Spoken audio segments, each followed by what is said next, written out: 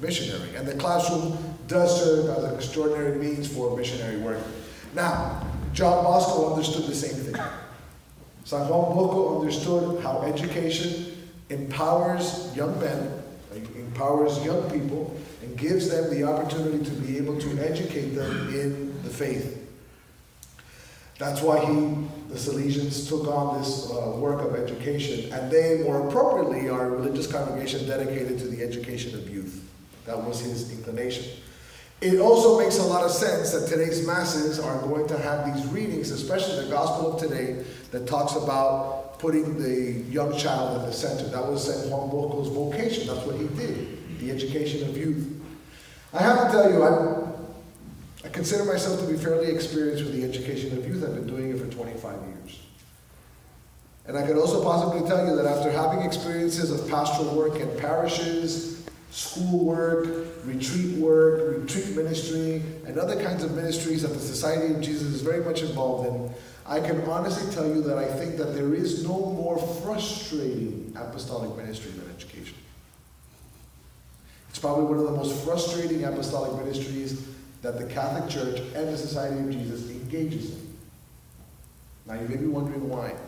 Well, I'll tell you, it's very frustrating because it's one of those apostolic ministries that all too often you do not see the fruits of your labor immediately. It's one of those apostolic ministries where you have to recognize that what you're being called to do is to plant seeds. You plant the seed in the human heart, you plant the seed in the mind of the young man or woman, and you pray that with the planting of that seed, after the experiences of life, after you get beat up because you go through different experiences, after you have moments of extraordinary moments which help you realize the presence of God in your life, or those very difficult moments which challenge you and therefore have you cling to the Lord, is when you begin to see how those seeds begin to bear their fruit. Many times, as a priest and as a man whose conviction is to educate these young men in order to be good Catholic Christian men, it's oftentimes, at the moment, very frustrating because you don't see the benefits. But they're there.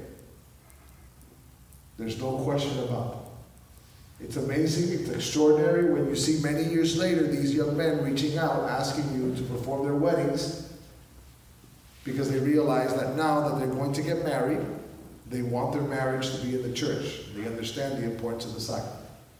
It's extraordinary when many years down the road, they have their first child and they realize that they want to raise them Catholic, even though they put up a huge fight when they were kids. It's extraordinary to see how they come to you for spiritual direction after experiencing something like being diagnosed with cancer or having a mother or father die because of an illness. But the moment that they're here, I can imagine that it's very similar to parenting. And I'm not a parent. But when you're with these young men from 7 o'clock in the morning to 5 or 6 o'clock in the afternoon, and you listen to the way they speak, and you listen to what they talk about, and you listen to their situations that they get into on the weekends, you wonder if you're making a dent at all in their lives. Very frustrating. You wonder if they're able to understand. They seem to contradict themselves all the time in the things that they say and the things that they do. But I will tell you, today's gospel, when Jesus says, "Who is the greatest among you in the kingdom?" and Jesus takes his child and puts the child in the midst of them, I often wonder to myself, okay, what is it about this child that Jesus figures would be a good thing? Well, there's several things that come up. One of the things about children is that they're very dependent. They want to think that they're very independent, but the fact is they're very dependent. They're dependent on their parents. And they're very trusting of their parents because their parents are the ones that are helping to raise them. And so maybe what Jesus is trying to tell us is that we have to depend on the Lord. That the greatest in the kingdom of heaven is the one who surrenders himself to the Father and depends solely on the Father for those things that he needs.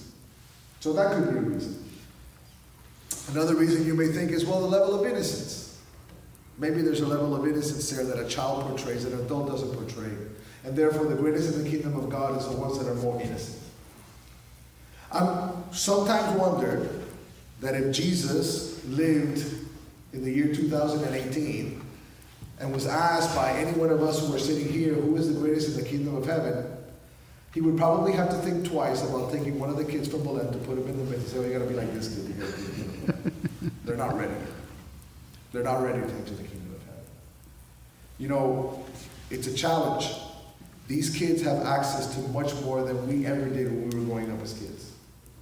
They are exposed at a much younger age to things that we were never exposed to when we were kids growing up. And yet, it is a society that gives them the opportunity to experience things that we never experienced until much later in life, and yet it is a society that's producing every year, every time, it seems that it's producing a more and more immature kind of individual.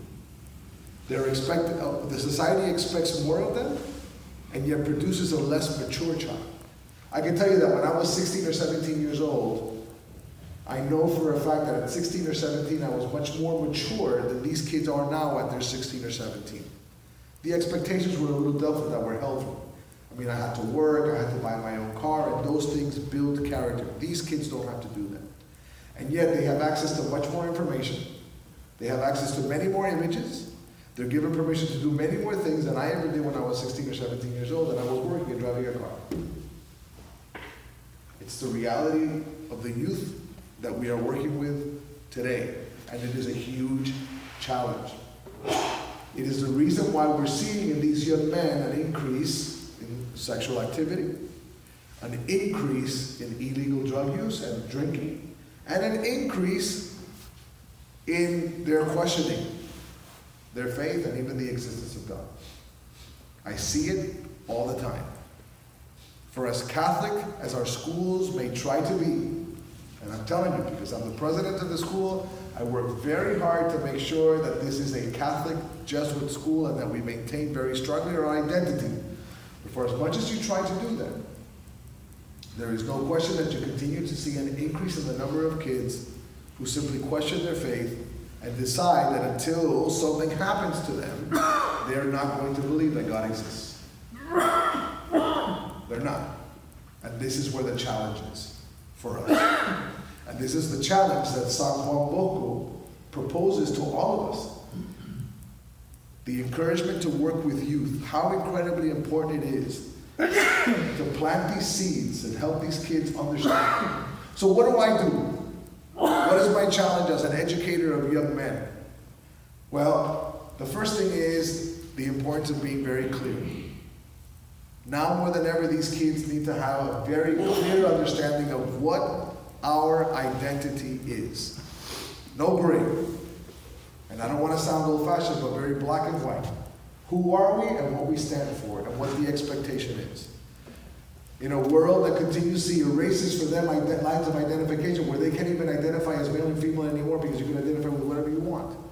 We need to draw the lines of identification. This is what we are, this is what we represent.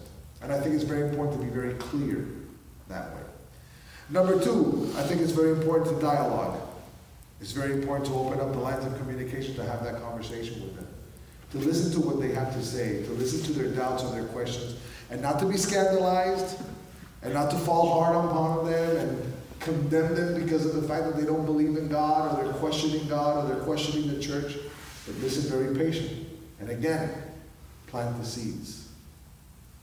And the third thing, and this is one that I've discovered only more recently, I've discovered that one of the most important things about my vocation as an educator and my vocation as a priest is to present to these young men a stumbling block. And what do I mean by that? I need for them to witness a man of very strong Catholic conviction, a man of prayer, and a man who is committed to his faith as a Catholic, but also a man who's very happy. A man who expresses the joy of being Catholic and the joy of being a Christian. The reason why I think that's important is because it's important for these kids to be able to see and say, what is it that makes this guy tick? What is it about the faith, or what is it about the church, or what is it about being a priest that really makes this guy happy? There's got to be something there. There's got to be something real there. And so I try as much as possible to pose for them a stumbling block to their questioning of their faith, or maybe even denying their faith. So that when they look back, they can say, there was something about that priest. There was something about this man that really makes me think, what is it about him? And so it's very important to be able to give that witness as happy, enthused, committed Catholic men. And this is the best thing that we can do for youth. I think this is the best thing that we can do for them. It's a challenge. It's a challenge. But at the same time, I think it's a challenge that we're called to do. And today's feast day of St. John Bosco gives us the opportunity to be able to see how we can present to the young people of our world, and maybe even in your very own family with your own children and grandchildren, how you're able to present to them the opportunity to see how it is to be a committed Catholic man, happy, consoled, and pass that joy over to them. In the name of the Father, and of the Son, and of the Holy Spirit. Amen.